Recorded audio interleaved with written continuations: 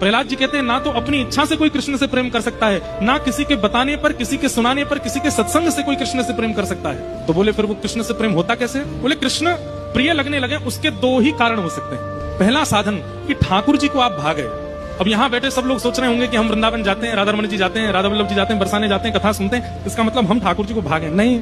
अभी भी असमंजस है। ऐसा हो सकता है कि आप किसी की वाणी सुनकर के उनसे प्रेम कर रहे हो, या किसी के बताने से, या किसी के कहने से, या अपने मन से जबरदस्ती प्रेम कर रहे हो। ठाकुर जी शायद अभी भी आपको चुने ना हो।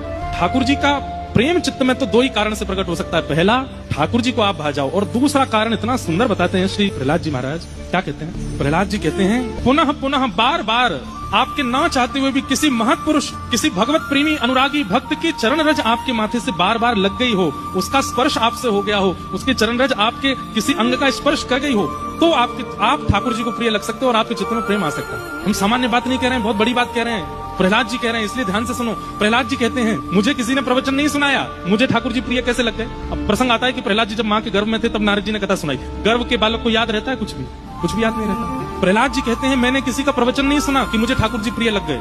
दूसरा, मैंने तो बचपन से माहौल ही नहीं देखा कि मुझे कहीं हरि दिख गए हो, कहीं मंदिर दिख गया हो, कहीं ठाकुर जी दिख गए हो और मैं उनके भक्ति में आ गया। मैंने कभी देखा भी नहीं उनको, तो मैंने भी नहीं चाहा कि मैं उनसे प्रेम करूं। ना मेरे चाहने से मैं उनका हुआ हूं, ना किसी की वाणी से मैं उनका हुआ हूं। तो बोले फिर आप उनके हो कैसे गए?